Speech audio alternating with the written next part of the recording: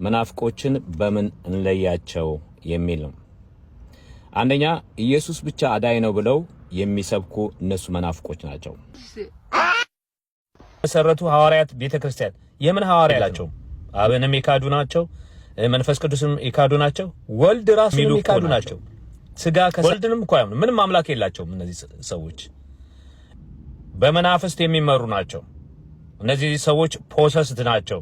አብን የካዱ ናቸው፣ ወልድንም ራሱ የካዱ ናቸው፣ መንፈስ ቅዱስንም የካዱ ናቸው። ቤትም ጠርቻቸዋለሁ ከመጡ በዛን ጊዜ ከዛሬ ጀምሮ አለቃችሁም ብያቸዋለሁ። አለቃቸውም ኤክስፖዝ አደርጋቸዋለሁ። ቃል ስለገባው በ400 ሰው ፊት ቃል ገብቻለሁኝ። አለቃችሁም እናንተ የስተት ትምህርት ናቸው። የስተት ትምህርት ብቻ አይገልጣችሁም፣ ከዛም በላይ እግዚአብሔርን አታውቁትም። ጌርሳም እንኳን ደህና መጣ። እንኳን ደህና ቆየ ወንድማችን በረከት። እሺ ነው ያንተ ሐሳብ ይሰማው ነው? እሺ እዚህ ጋር ክርስቶስ ዘላለማዊ ልጅ ወይስ የተወለደ ልጅ የሚለው መጽሐፍ ቅዱስ ያው ዘላለማዊ ልጅና የተወለደ ልጅ እንደሆነ ወይም ደግሞ የእግዚአብሔር ልጅ የሰው ልጅ ይለዋል። እና በዚህ ታምናለህ አንተ? ጥያቄ እኮ ነው ማስረጃ እየጠየቅን ያለ ነው። እሱን እኮ የለም መጽሐፍ ቅዱስ ውስጥ ኢየሱስ ክርስቶስ የዘላለም አባት እንጂ የዘላለም ልጅ የሚል ማስረጃ አላገኘንም እኛ ነው። የእግዚአብሔር ልጅ እኮ ነው ያልኩህ። የእግዚአብሔር ልጅ እንደገና የሰውም ልጅ ይለዋል። ያ መቼ ነው የእግዚአብሔር ልጅ የተባለው? መቼ እንደተባለ መጽሐፍ ቅዱስ አይነግረንም። ማለት የተጻፈውን ስለሆነ ማለት ያለብን መቼ እንደሆነ በቅድመ ዓለም እንደሆነ ግን ማስረጃዎች አሉ። የት ቦታ ላይ በቅድመ ዓለም የዘላለም ልጅ የተባለበት ቦታ ካለ እስኪ ያሳየን። አሳያለሁ። ግን ያው መቼ በኢተርን ውስጥ መቼ ስፍራ የለውም፣ ምክንያቱም ስፔስ እና ታይም ስለሌለ እዛ። እሱን አይደለም የጠየቅን። መቼ ማለታችን ከመወለዱ በፊት ነው ወይስ ከዘላለም? ዘላለማዊ ልጅ እኮ ነው ጥያቄው። ዘላለማዊ ልጅ የሚል ነው። ሰዓቱን አይደለም የተፈለግነው። ዘላለማዊ ልጅ ነው የሚል ማስረጃ። ኦኬ ማለት እንግዲህ በ1000 ዓመት ዓለም የዛሬ 3000 ዓመት መዝሙረ ዳዊት ላይ ዳዊት በመንፈስ ይሄንን ተናግሯል። መዝሙረ ዳዊት ምዕራፍ 2:6 እኔ ግን ንጉሴ ሾምኩ በተቀደሰው ተራራዬ በጽዮን ላይ ትእዛዙን እናገራለሁ ካለ በኋላ ቁጥር 7 ላይ እግዚአብሔር አለኝ አንተ ልጄ ነህ እኔ ዛሬ ወለድኩ። ይሄንን በዕብራውያን 1:6 የዕብራውያን ጻፊ ኮት ያደርገዋል። ይሄ ምን ይላል? ልጨርስ በረከትዬ ልጨርስ ስለጠየቀኝ ማለት ነው። ይታለ ዕብራውያን ይሄንን ኮት አድርጎ በዕብራውያን 1:5-6-8 ይናገራል። ከመላእክት አንተ ልጄ ነህ እኔ ዛሬ ወልጄሃለሁ፣ ደግሞም እኔ አባት ሆነዋለሁ እርሱም ልጅ ይሆነኛል ያለው ከቶ ለማን ነው? ደግሞም በኩሩን ወደ ዓለም ሲያገባ የእግዚአብሔር መልአክ ሁሉም ለእርሱ ይስገዱ ይላል ይልና ቁጥር 8 ላይ ስለ ልጁ ግን አምላክ ሆይ ዙፋንህ እስከ ዘላለም ድረስ ይኖራል። ስለ ልጁ እስከ ዘላለም ማለት ኖ ስፔስ ኖ ታይም፣ ጊዜና ቦታ የሌለበት ማለት ነው። ዲፊኒሽኑ ማለት ነው። እስከ ዘላለም ይኖራል። የመንግስት በትር የቅንነት በትር ነው ይላል። ስለማን ነው? ስለ ልጁ። ስለ መላእክት የሚናገረው አለ፣ ስለ ልጁ ይሄ ነው። እና እዚህ ዕብራውያን ላይ ከመዝሙረ ዳዊት ምዕራፍ 2 በ1000 ዓመተ ዓለም የተጻፈውን ኮት አድርጎ ይሄኛውን ደግሞ አንድ ላይ በመንፈስ ቅዱስ ምሪት ዘላለማዊ እንደሆነ ምድርም እንደመሰረተ ይናገራል። ስለዚህ ዘላለማዊ ልጁ ነው። የሰው ልጅ እንደሆነ አሁን አንተ እዚህ ጋር ያልጠቀስከው ወይስ የተወለደ ልጅ ኦፕሽን ነው ያደረገው? ክርስቶስ ዘላለማዊ ልጅ ወይስ የተወለደ ልጅ? የተወለደ ልጅ የሚለውን የሰው ልጅ የሚለውን ተካና የሰውም ልጅ ነው። ከድንግል ማርያም ሲወለድ የሰው ልጅ ነው፣ የአብርሃምን ዘር ይዟል ይላል። ይሄ ነው። ጨርሻለሁ ወንድሜ በረከት። አሁን ዘላለማዊ ልጅ እኮ የሚል አሳየህንም እኮ። ይሄው አሳየው እኮ። ከዚህ በላይ ምን ላሳየው? የለም ዘላለማዊ ልጅ የሚል የለም እንዴ። ስለ ልጁ ግን አምላክ ሆይ ዙፋንህ እስከ ዘላለም ድረስ ይኖራል፣ እስከ ዘላለም ድረስ ይኖራል። የመንግስት ስለ ልጁ እኮ ነው የሚናገረው። ይሄ ማለት በእውነት አማርኛ ለምንናገር ዘላለማዊ ልጅ ነው። የመንግስት በትር ፖርስ የምታደርገው ነገር የለም እኮ እዚህ ጋር ልጅነቱን ስለ ዙፋኑ ለዘላለም ይኖራል ብሏል። ትክክል ነው። ዘላለማዊ ዙፋን ነው። እኛ እየጠየቅን ያለ ነው ልጅ የተባለው ዘላለማዊ ልጅ የተባለበት ቦታ አለ ወይ ነው? አዎ ይሄ እኮ በረከትዬ ቁጥር 5 ላይ አንተ ልጄ ነህ እኔ ዛሬ ወለድኩ ይላል። ደግሞ አባት ሆነዋለሁ ይላል። ቁጥር 8 ላይ ስለ ልጁ ያው የተያዘ አንድ ቻፕተር ነው። ወይ ዙፋን ለዘላለም ይኖራል ይላል እንጂ የዘላለም ልጅ የሚል አልተጻፈም። እኛ ዙፋኑ ዘላለማዊ ነው የሚል ጥያቄ አልጠየቅንም። እሺ አንድ ነገር ልጠይቅህ። ስለ መምህር በረከት ግን የመጽሐፍ ቅዱስ አስተማሪ ነው ካልኩ ስለ አንተ አይደለም ማውራው። አሁን እኮ ስለ ልጁ ነው የሚያወራው። ስለ በረከት ካልኩኝ ሳብጀክት የማደርገው አንተን ነው ሳብጀክት የማደርገው አይደል? አሁን ይሄ እኮ ሳብጀክት የሚያደርገው ስለ ልጁ ግን አምላክ ሆይ ይለዋል። አምላክ እንደሆነ ማን ነው የሚለው? አብ ነው እኮ የሚለው። ይሄ ራሱ እንደውም በደንብ ከተነጋገርን አብ ወልድን አምላክ ሆይ ዙፋን እስከ ዘላለም ድረስ ነው፣ የመንግስትን በትር የቅነት በትር ነው ይላል በረከትዬ። ይሄንን እኮ ማስረጃ ስላልከኝ ይሄንን ማስረጃ ቀረብኩልህ። ኦኬ አንደኛ ይኸውልህ አብ ነው የሚለውም እሱም አንድ ስህተት ነው። ምክንያቱም ጥቅሱ ምንድን ነው የሚለው? የመንግስት በትር የቅንነት በትር ነው፣ ጽድቅን ወደደ አመፃን ጠላ። ስለዚህ እግዚአብሔር አምላክህ በደስታ ዘይት ቀባውህ አይልም። በደስታ ዘይት ምን አደረገ ነው የሚለው?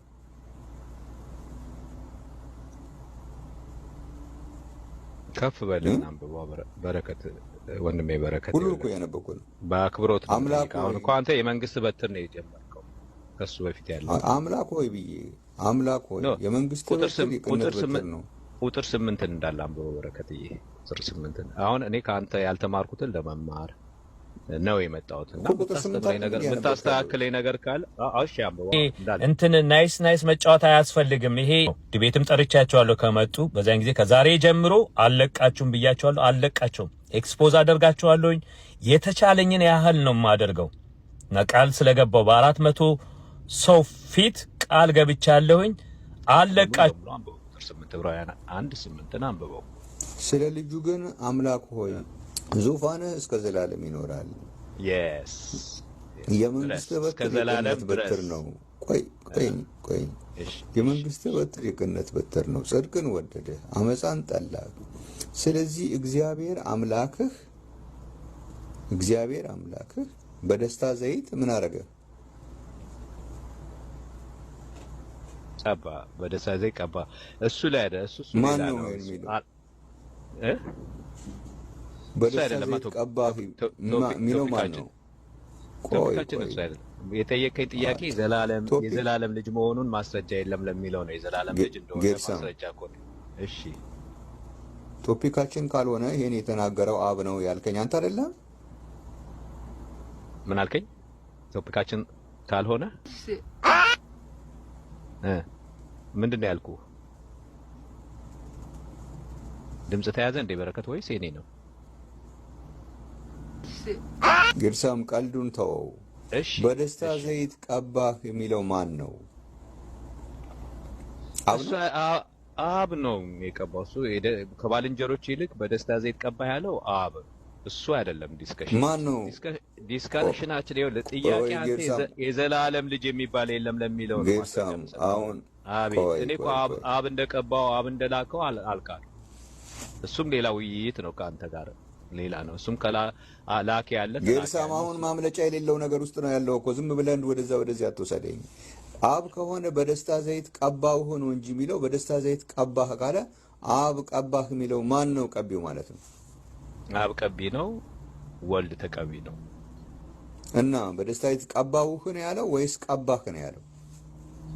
እኔ እንደውም እሱን ራሱ ኮፒ ፔስት አላደረኩትም። ማለት ለአንተ እየተወያየ ኮፒ ፔስት አድርጌ ኖትቡኬ ላይ ነው ያዝኩትና እሱን ከፈለክ መጽሐፍ ቅዱስ ላውጣው። ቆይ እስኪ አንድ ጊዜ መጽሐፍ ቅዱስ ላውጣና አንተ ምክንያቱም እሱ ቶፒኩ አልነበረም።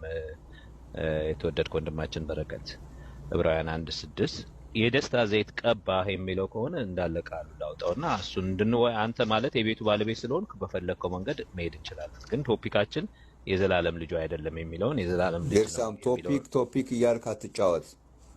አብ ነው ያልከው አንተ ነው ያልከው። ስለ አብ ነው ያልከው አንተ ነህ። እኔ አይደለሁም። ከቶፒክ መውጣት ካልፈለግ እየተነጋገርን ካለንበት ወጥተህ አብ ነው ያልከኝ አንተ አይደለህም? አብ ነው ያለው ብልም ትክክል ነኝ።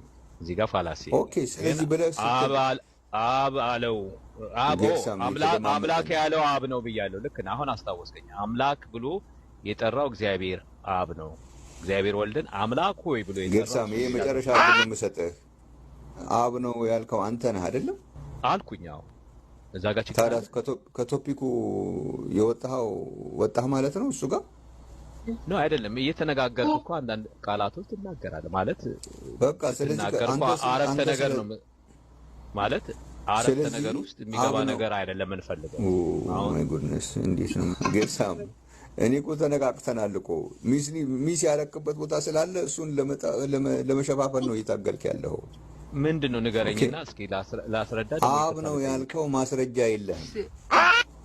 ምኑ ነው አብ? ስለዚህ እየጠየቅኩ ያለሁት በደስታ ዘይት ቀባው ሳይሆን የሚለው በደስታ ዘይት ቀባህ እያለ ነው። ማን ነው የሚናገረው? በደስታ ዘይት ቀባህ እያለ ቀቢው ማን ሊሆን ነው? አብ ከሆነ ቀባህ የሚለው አብ ከሆነ ቀባው ነው ማለት ያለበት ቀቢው ራሱ ስለሆነ ስለዚህ እግዚአብሔር አይደለም የቀባው ብለህ ነው የምታምነው አንተ? አብ ከሆነ ተናጋሪው እዚህ ጋር አብ ከሆነ በደስታ ዘይት ቀባው ይላል እንጂ በደስታ ዘይት ቀባህ እንዴት ሊሆን ቻለ? እስኪ ንገረኝ። ይሄው ራሱ ቃሉ ስለሚል ነው። ስለዚህ እግዚአብሔር አምላክህ ከጓደኞች ይልቅ በደስታ ዘይት ቀባህ ይላል። እግዚአብሔር አምላክህ ይላል እኮ። ታዲያ ተጽፏል እኮ ብላክ ኤንድ ዋይት እና እግዚአብሔር አምላኩ ነው። ቀባው ካለ ማን ነው ቀቢው? እግዚአብሔር አምላክ ነው። ቃሉ እኮ ነው የሚለው እዛው እኮ። እሺ በደስታ ዘይት ቀባህ ሲልስ ማን ነው የሚናገረው? ቀባህ ነው ማለት የሚናገረው ሶስተኛ ሰው እንደሆነ ነው። በመንፈስ ቅዱስ ቃሉ የተገለጠበት ዳዊት እንደሆነ ነው የምንናገረው። ቅድም ጠቅሼልሃለሁ መቼ እንደሚናገር። ስለዚህ ዳዊት ነው እንጂ አብ ነው አትበላ ነው። የቀባው እግዚአብሔር ነው። የሚናገረው መልእክት የመጣው ጴጥሮስ ላይ እንደሚናገርን በመንፈስ ቅዱስ ድሪቭን ባይ ሆሊ ስፒሪት ነቢያት ተናገሩ እንደሚለው የእግዚአብሔር ሰዎች ተናገሩ። ከዛ ውስጥ አንዱ ዳዊት እየተናገረ ነው። ኦኬ ጥያቄ ገብቶሃል ጌርሳም? የገባኝን ያህል እየመለስኩ ነው። አንዳንድ ጊዜ ደግሞ ሳይገባኝ እየቀረ ነው። ምንድነው የገባህ? እስኪ ጥያቄ ምንድነው የገባህ? እስኪ ጥያቄ ምንድነው ማን የቀባው አባት ነው ወይ ስትለኝ፣ እሺ ቃሉ መጽሐፍ ቅዱስ እሱ አልነበረም ቶፒኩ ብዬ መጽሐፍ ቅዱስን ገልጬ 9 ላይ አነበብኩ። ስለዚህ እግዚአብሔር አምላክ ከጓደኞቹ ይልቅ በደስታ ዘይት ቀባህ አለው። እግዚአብሔር ነው የቀባው አልኩኝ። ይሄ እግዚአብሔር ደግሞ አብ ነው እግዚአብሔር ብሎ የሚናገረው እኮ እዚህ መልእክቱ ላይ ቀባህ ብሎ የሚናገረው ማን ነው? እሱማ ዳዊት ነው ብለናል። ማለት መልእክቱን ያመጣው ነው የምትለኝ አይደል? ቀባህ ብሎ የሚናገረው መልእክቱ ስለ ልጁ በሰዎች ስለመጣ ዳዊት ነው የሚናገረው። ስለ ልጁ ነው የቀባው አብ ነው። እና ስለ ልጁ እየተናገረ ያለው በደስታ ዘይት ቀባህ ብሎ ስለ ልጁ እየተናገረ ያለው ማን ነው? ጥያቄውን ትንሽ ቀለል አድርገልኝ ሲያስተካክልልኝ በረከት በፍቅር እጠይቃለሁ።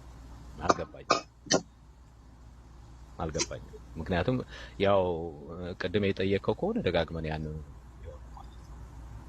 አለበዛ እስኪ በሌላ መልኩ ደግሞ አስቀምጥ።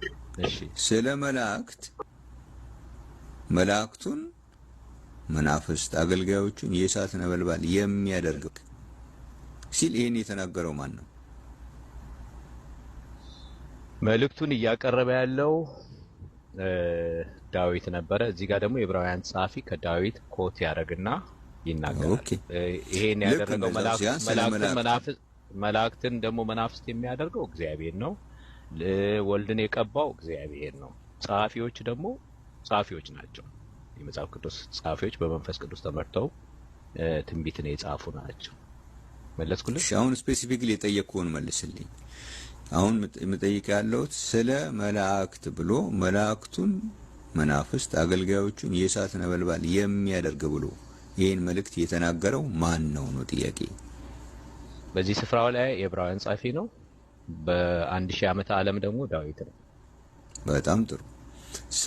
ስለ መላእክት እንደተናገረ ደግሞ አሁን ደግሞ ስለ ልጁ ሲናገር አምላክ ሆይ ዙፋንህ ለዘላለም ነው፣ የመንግስት በትር የቅነት በትር ነው፣ ጽድቅን ወደደ አመፃን ጠላ፣ ስለዚህ እግዚአብሔር አምላክህ በደስታ ዘይት ቀባህ ብሎ እዚህ ስጋስ መልእክቱን የሚናገረው ማን ነው?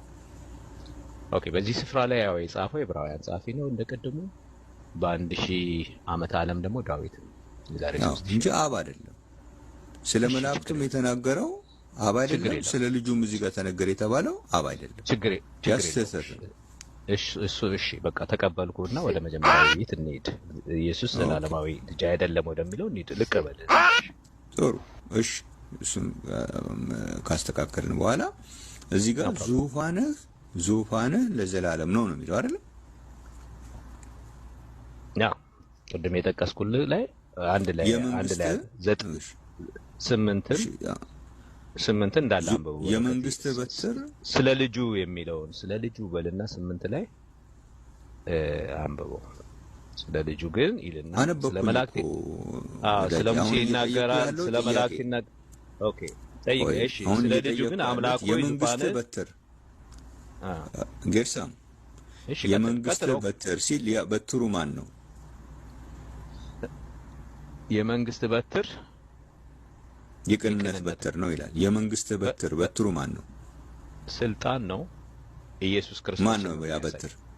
ኢየሱስ ነው። በጣም ጥሩ። ስለዚህ በትሩ ኢየሱስ ከሆነ የመንግስት አምላክ ሆይ የመንግስት በትር ሲል ኢየሱስ በትር የሚሆነው የማን በትር ነው? ኢየሱስ የኢየሱስ በትር ነው ወይ ኢየሱስ የአብ በትር ነው?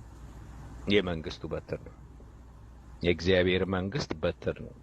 እሱ ነው ኩየማን አሁን የመንግስት በትር ከርሳችን እየወጣን አይመስልም ወንድማችን በረከት ከርሳችን። ምክንያቱም አሁን መግቢያ ላይ እንዳልኩት በጻፍከው ጽሁፍ ላይ ኢየሱስ ዘላለማዊ ልጅ ነው የሚለውን ነው ምንወያይ። አሁን እያንዳንዱን ቃል ከፈታን ያመጣው ጥቅስ ቆይ አሁን እኮ ኮዙን ትተን እኮ ኢፌክቱ ላይ ነው አሁን ያተኮረው። ኮዙ ምንድነው?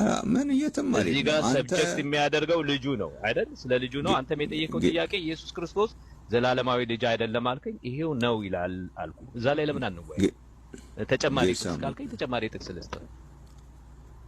ጌርሳም አንተ ስትፈልግ ሌላ አንዴ ምን እያልክ ስትገባ እኔ አንዱም ጋር አልገባውም፣ እዛው ነኝ ያለሁት።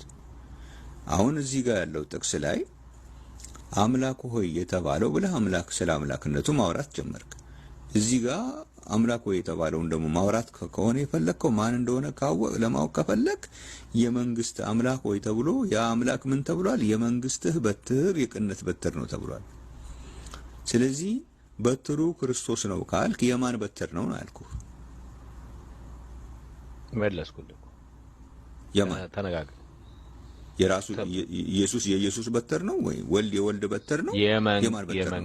የመንግስት ራሱ የመንግስትህ የእግዚአብሔር መንግስት በትር ነው እኮ በትሩ። በሌላ አነጋገር ይኸውልህ፣ በሌላ አነጋገር ኢሳይያስ ላይ ቀኝህ የተባለው ቀኝህ ጽድቅን አመጣችለት የተባለው ቀኝህ ይለዋል፣ በትር ይለዋል። ደግሞ እባክህን እኔ አሁን ስለ ቀኝ አልጠየቅኩም። ከሴስር ይለዋል ኢሳይያስ 11 እና እሱ ነው በተለያየ መንገድ የሚገልጠው ነውና ኢየሱስ ክርስቶስ ነው።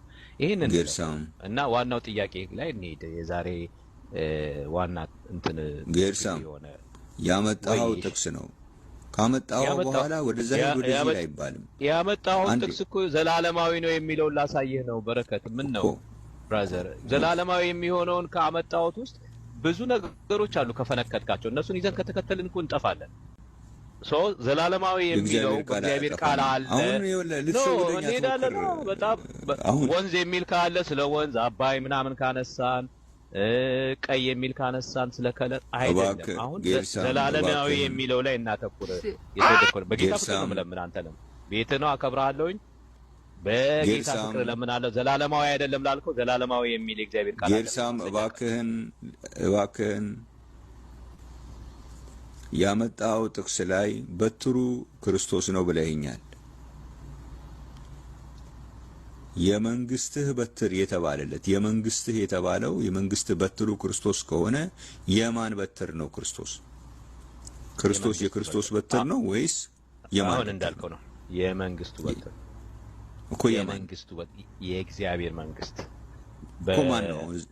በማቴዎስ 6 ላይ መንግስት ትምጣ ተብሎ የተባለው የዛ መንግስት በትር እኮ መንግስት ትምጣ የተባለው ማቴዎስ ላይ ኢሳይያስ 11 ላይ ከሴ ግንድ የተባለው ያ ጌርሳም የመንግስቱ ነው። የመንግስቱ ይላል። ለምን ሌላ ፋላሲ እንሰራለን? የመንግስቱ ጌርሳም እባክህ እንዴት ነው የምናወራው? እንዴት እናወራ? መንግስት ትምጣ የተባለው ማን ነው? ኢሳይያስ አሁን ማቴዎስ 6 ላይ ተባልከው ያልከው ላይ መንግስት ትምጣ የተባለው ማን ብሎ ነው? የማን መንግስት ነው ያለው? የእግዚአብሔር መንግስት ነው። የእግዚአብሔር መንግስት ነው። የማን ነው? በሰማያት የምትኖር የእግዚአብሔር መንግስት የእግዚአብሔር መንግስት ነው። በሰማያት የምትኖር የእግዚአብሔር መንግስት ነው የሚለው ጥቅሱ። በሰማይ የምትኖር አባታችን እኮ እሱ እኮ ነው። በሰማይ የሚኖር አባታችን እግዚአብሔር አይደል እንዴ? አሁን እኮ ለእህታችን ስታስረዳት ነበር። እግዚአብሔር መንፈስ ነው እንደዚህ። ተው እህታችንን ተው እሱን ተው ጌርሳም፣ አንተ እዛ ቦታ ላይ አሁን እሺ የእግዚአብሔር መንግስት የእግዚአብሔር መንግስት ነው። የዲያብሎስ መንግስት ተቃራኒ የሆነ መንግስት የተጻፈውን ኢሳይያስ 25 ላይ ጽድቅ ያለበት ሰላም ያለበት ሪስቶሬሽን የሚካሄድበት ወደ ነበረው የሚመለስበት መንግስት ነው። ወገኖቼ እንግዲህ ያው እንደምታዩት ነው። ስለዚህ እንትን ማድረግ አልፈለገም፣ እንረዳው አንችልም ማለት ነው። ምክንያቱም መንግስት ትምጣ የተባለበት ቦታ ላይ ያ መንግስት የማን መንግስት ነው? የአብ መንግስት ነው። አባታችን ሆይ በሰማይ የምትኖር መንግስትህ ነው ያለው ትምጣ። ስለዚህ የአብ ነው፣ ምንም ጥያቄ የለውም። ለዚህ ዕብራውያን መጽሐፍ ላይ አምላክ ሆይ ዙፋንህ ለዘላለም ነው የመንግስትህ በትር ሲል የማን በትር ነው? በትሩ ክርስቶስ ከሆነ የምናወራው ስለማን በትር ነው? የአብ በትር ነው። እግዚአብሔር ይመስገን። ስለዚህ በዕብራውያን መጽሐፍ ላይ ዙፋንህ ለዘላለም ነው። ስለዚህ ዙፋኑ ዘላለማዊ ነው። የመንግስቱ በትር የቅነት በትር ነው።